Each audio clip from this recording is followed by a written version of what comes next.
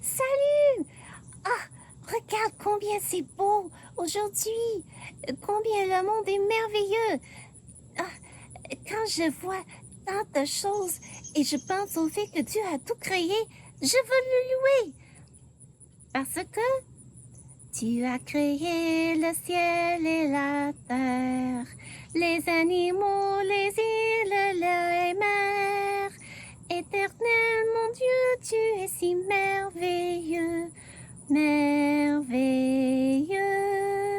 Tu es avec moi tous les jours de ma vie. Voilà pourquoi je veux te louer. Tu as créé le ciel et la terre, les animaux, les îles, les mers.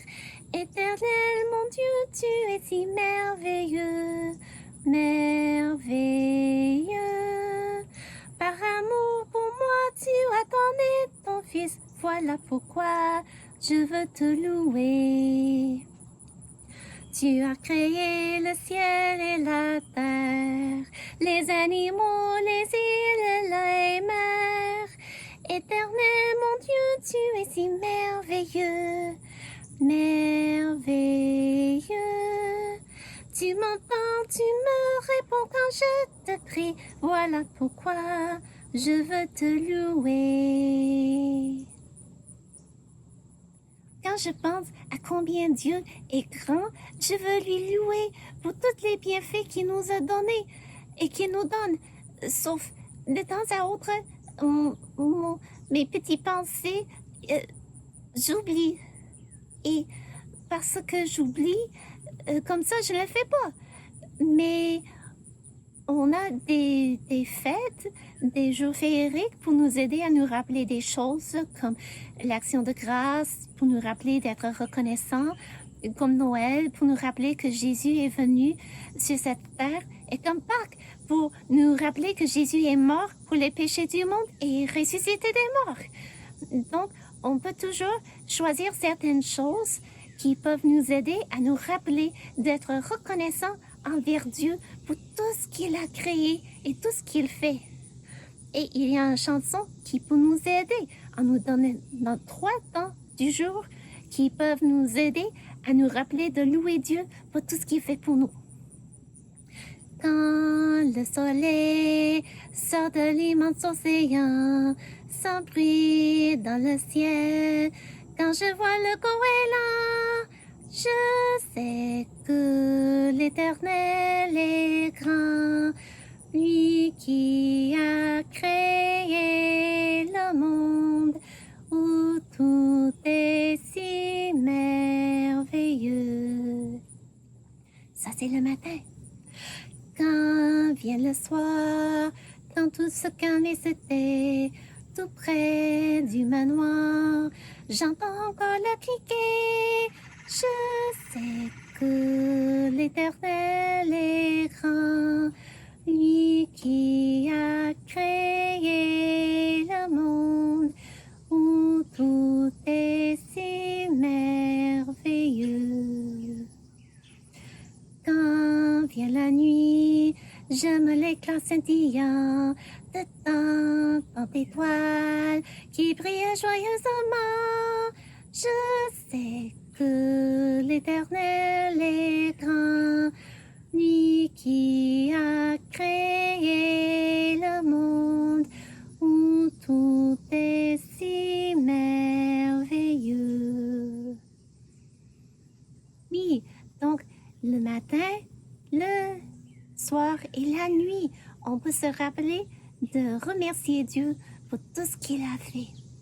Il est tellement bon, il a créé un monde tellement beau et fascinant.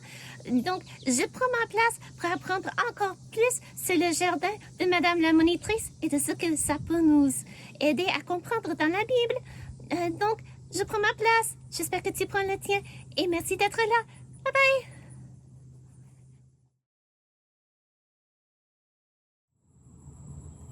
Salut! Je suis contente de te voir.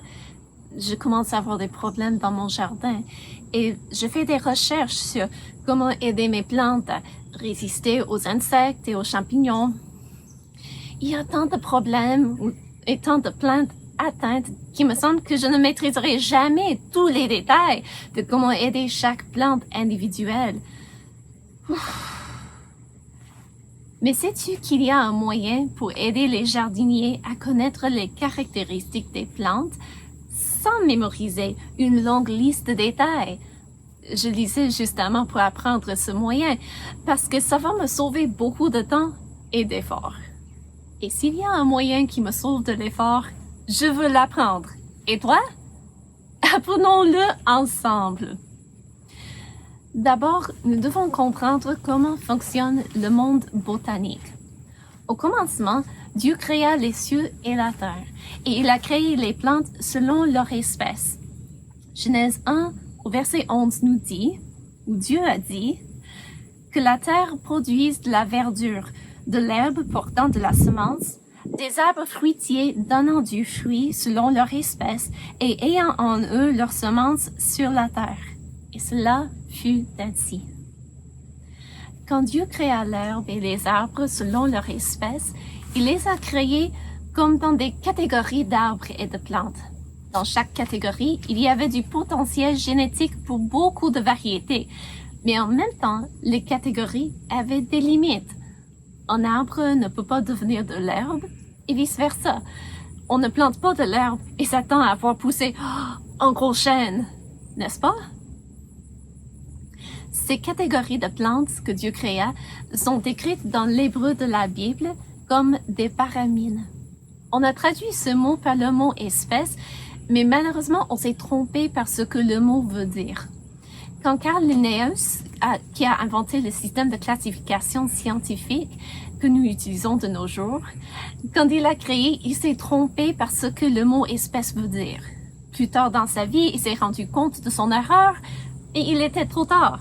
Tout le monde était habitué à utiliser le mot espèce pour désigner les variétés des paramines. Pour éviter de la confusion, on a inventé un nom pour désigner le baramine comme indiqué dans la Bible. Ce mot est le mot protosouche.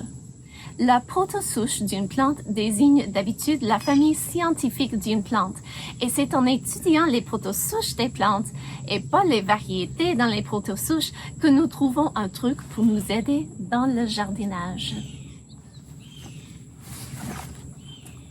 Comme par exemple le protosouche des Solanacées. Cette protosouche comprend les tomates, les poivrons, les pommes de terre et les aubergines. C'est incroyable, n'est-ce pas, d'apprendre que toutes ces plantes appartiennent à la même protosouche? Mais c'est vrai, ce sont des variétés de la même famille de plantes. On a tout simplement choisi certaines caractéristiques qu'on voulait et a éliminé les caractéristiques qu'on ne voulait pas. Et en sélectionnant certains traits, on a eu des plantes qui semblent être différentes, mais qui appartiennent à la même protosouche. Pourquoi est-ce que cela aide le jardinier? Eh bien, les plantes appartenant à la même protosouche ont les mêmes besoins et ils ont les mêmes problèmes. Donc, si j'apprends comment prendre soin de mes tomates, je sais également comment prendre soin de mes aubergines. Je sais aussi que je peux essayer de les croiser pour avoir une nouvelle variété. Quand je regarde le monde autour de moi en comprenant comment Dieu le créa, ça m'aide énormément. Je peux comprendre que les champignons attaquant mes tomates vont aussi attaquer mes aubergines et je peux prendre des précautions.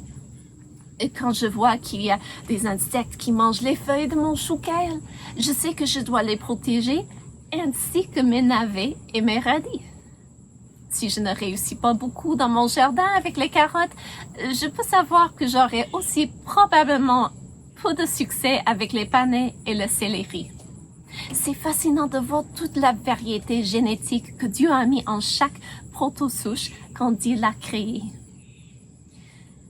Quand Dieu créa le monde, il a aussi créé les animaux et les êtres humains selon leur espèce ou selon leur protosouche. Ça veut dire qu'on ne verra jamais un chien-chat ou une vache-souris. Et ça veut dire aussi que tous les êtres humains appartiennent à la même race, malgré les apparences différentes entre personnes. Regarde avec moi ce que Dieu nous dit dans sa parole en Actes 17, 26.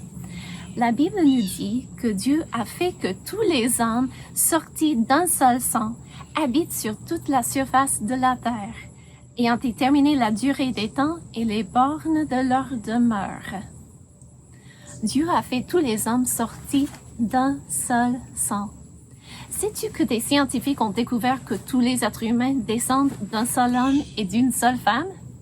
Notre ADN, notre information génétique, confirme ce que la Bible nous a déjà dit, qu'il n'y a qu'une seule race des êtres humains et que les variations superficielles qui nous rendent uniques en apparence ne changent pas le fait que nous sommes tous descendus d'un seul homme et d'une seule femme.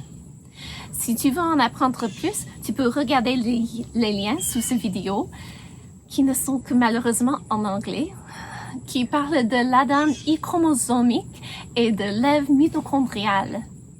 Et si tu veux apprendre comment deux personnes peuvent produire des descendants d'apparences tellement différentes, comme nous voyons dans le monde aujourd'hui, tu peux aussi consulter les liens qui parlent de la variation d'apparence et d'où viennent les teintes de peau. Comment est-ce que ce savoir m'aide dans la vie? Si le fait de savoir que Dieu créa des proto-souches des plantes m'aide dans le jardin, comment est-ce que ça peut m'aider de savoir que tous les êtres humains sont descendus d'un seul couple et ne font qu'une seule race? Ça m'aide en plusieurs façons. D'abord, ça m'apprend que les autres êtres humains appartiennent à la même famille que moi, sauf qu'il y a un peu de différence génétique entre moi et les autres personnes. Donc, on est tous dans la même famille. Ça me rappelle aussi que Dieu a créé en son image chaque personne que je croise et que je dois traiter ces personnes avec du respect, même si je ne suis pas toujours d'accord avec eux. Ça m'apprend également que chaque vie est précieuse et que je dois respecter le fait que Dieu donna de la vie aux autres et que moi je ne dois pas juger une vie indésirable parce que la personne est née dans des circonstances difficiles ou est atteinte d'une déficience quelconque. Et entre autres choses, le fait que nous sommes tous d'un seul sang me rappelle le désir de Dieu pour tous les êtres humains. Dieu veut que tout le monde se reconnaisse comme étant incapable d'être à la hauteur de la perfection, parce que nous avons tous brisé la loi de Dieu, et que nous tous, nous mettons notre foi en Jésus-Christ comme Sauveur. Acte 17, 30 nous dit: Dieu, sans tenir compte des temps d'ignorance, annonce maintenant à tous les hommes en tout lieu qu'ils ont à se repentir, parce qu'il a fixé un jour où il jugera le monde selon la justice, par l'homme qu'il a désigné, c'est Jésus, ce dont il a donné à tous une preuve certaine en le ressuscitant des morts. J'espère que tu as déjà fait cette décision de te repentir et de croire en Jésus comme Sauveur. Sinon, je t'encourage à visionner la vidéo « Pourquoi des épines ?» Et si tu as déjà fait cette décision, je t'encourage à te rappeler que Dieu a fait d'un seul sang tous les êtres humains et que nous devons respecter la vie des autres, tout en nous émerveillant à toute la variété génétique que nous voyons dans la race des êtres humains. Je veux prendre un moment pour louer Dieu pour combien il est grand. Mon livre et mes plantes vont m'attendre pour un autre jour. Donc, je prends ce moment pour louer Dieu. Et, Dieu voulant, à la prochaine.